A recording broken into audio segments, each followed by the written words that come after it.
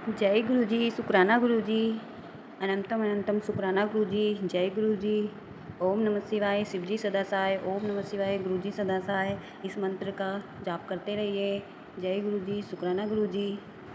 एक बच्चे के लिए भारत की जीत। मैं भारत और पाकिस्तान के बीच चल रही 2007 की T20 क्रिकेट की अंतिम प्रतियोगिता देख रहा था। पाकिस्तान को जीतने के लिए 4 गेंदों में 6 रन की आवश्यकता थी और उनका आखिरी खिलाड़ी बल्लेबाजी कर रहा था।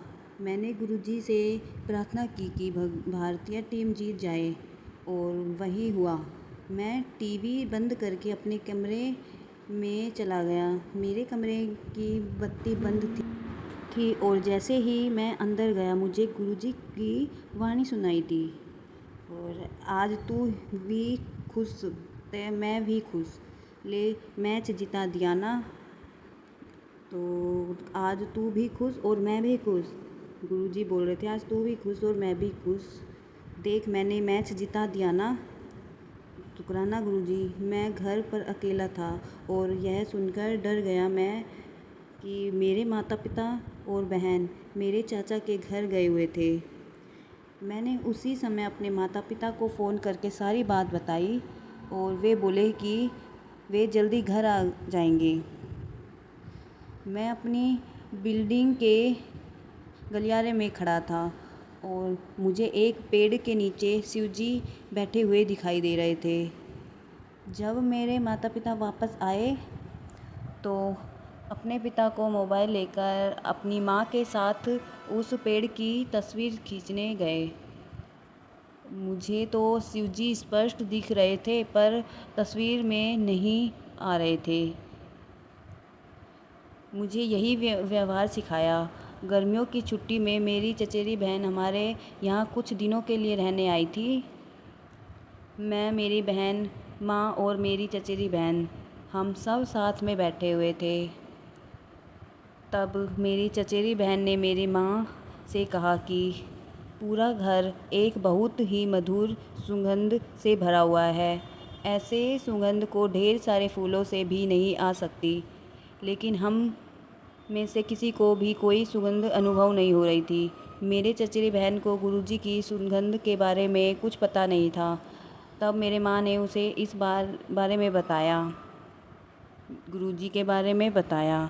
मैंने अपने बहन की शास्त्रत रखने के सोची और उसे कूड़े के डिब्बे में पास लेकर गया। उसे खोलकर मैंने उससे कहा कि वह सुगंध इसमें से आ रही है।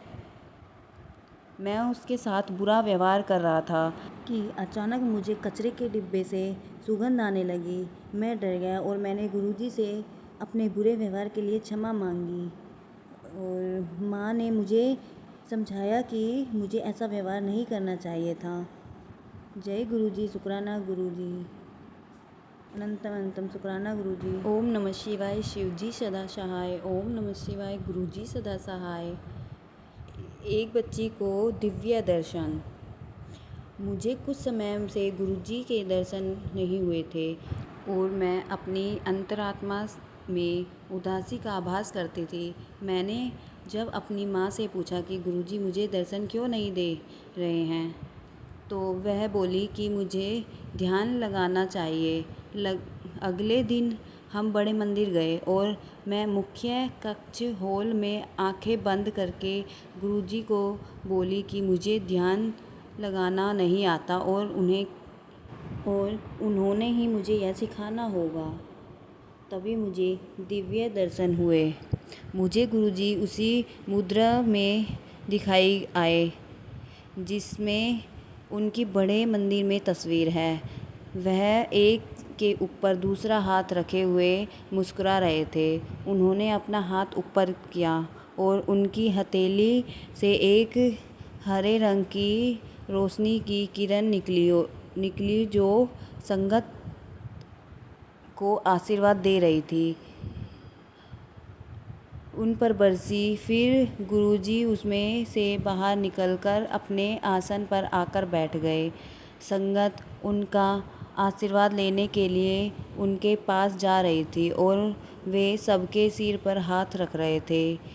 जय गुरुजी। अचानक मंदिर में रखी हुई शिव जी की मूर्ति उठ खड़ी हुई और शिवजी ने अपना त्रिशूल उठाकर धरती में गाड़ दिया। मैं डर गई और मैंने घबराकर गुरुजी से पूछा कि यह क्या हो रहा है। गुरुजी बोले, यह एक भूकंप है। बाहर सब लोग मर रहे हैं लेकिन संगत सुरक्षित रहेगा। मुझे मुख्य कक्ष में सचमुच सारी संगत दिखाई दे रही थी, वह भी जो अन्य दिनों पर मंदिर आती है। फिर गुरुजी अपने आसन से उठे और उन्होंने मुख्य कक्ष का एक चक्कर लगाया। उन्होंने जो चोला पहना हुआ था वह बदला जा रहा था। गुरुजी ने हर एक संगत के सिर पर हाथ रखा और फिर उनका चोला वही ही हो गया जो उन्होंने आरंभ के तस्वीर में पहना हुआ था। फिर वह अपना तस्वीर में वापस चले गए और मुस्कुराते हुए उसी मुद्रा में बैठ गए। उसके बाद मेरी उदासी दूर हो गई और मैं सकारात्मक महसूस करने लगी। मुझे अभी भी ध्यान लगाना नहीं आता, लेकिन मैं जानती हूँ कि जब गुरुजी चाहेंगे तब वह मुझे ध्यान लगाना सिखा देंगे। वह मुझसे अधिक जानते हैं और मैं अगर कुछ कह सकती हूँ तो बस जय गुरुजी, जय गुरुजी, जय गुरुजी, जय शुक्राना गुरुजी, शुक्राना गुरुजी, शुक्राना गुरुजी। ओम नमः शिवाय। शिवजी सदासाय। ओम नमः शिवाय। गुरुजी सदासाय। जय गुरुजी। 30 वर्ष की पीड़ा का अंत। मैं पिछले 30 वर्ष में मुंह में नासूर के घावों से पीड़ित था। मैंने एलोपैथिक, आयुर्वेदिक और होम्योपैथिक सभी उपाय कर लिए थे, किंतु किसी से कोई लाभ नहीं हुआ। मैंने गुरुजी महाराज के बारे में सुना था, किंतु मुझे यह नहीं पता था कि उनके द्वार तक कैसे जाऊं।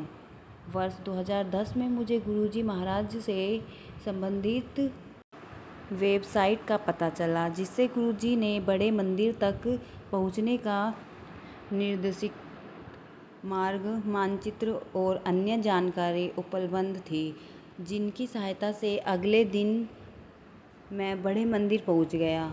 मैं मंदिर में 3 घंटे रहा और मैंने गुरुजी से प्रार्थना की कि वह मेरे मुंह के दर्दनाक घावों को ठीक कर दे। जैसे कि सभी को ज्ञात है कि कई बार गुरुजी किसी अन्य के माध्यम से भी आपका कल्याण करते हैं। ऐसे ही कुछ मेरा भी अनुभव रहा। जब 2 दिन से उपरांत मैं अपने एक मित्र से मिलने उसके कार्यकाल गया। वह किसी अन्य व्यक्ति के साथ बैठा हुआ था जो मेरे लिए अपरिचित था। जब मेरे मित्र ने मुझे चाय पीने के लिए बोला तो मैंने अपने मुंह के घावों को विशेष में बताते हुए चाय पीने से मना कर दिया। ये शायद गुरुजी की इच्छा थी कि मैंने दोस्त के साथ बैठा हुआ एक व्यक्ति एक नेचुरोपैथी औषधि के बारे में जानता था, जिसका उपयोग 1 महीने तक करना था।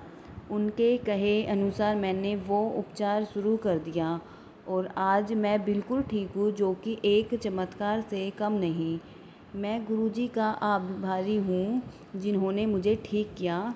उनके ही आशीर्वाद से मैंने यह औषधि और बहुत से लोगों तक पहुंचाई है जो उसी बीमारी से पीड़ित हैं और वह अपनी उससे लाभान्वित भी हुई है। जय गुरुजी, शुक्राना गुरुजी, अनंतम अनंतम शुक्राना गुरुजी।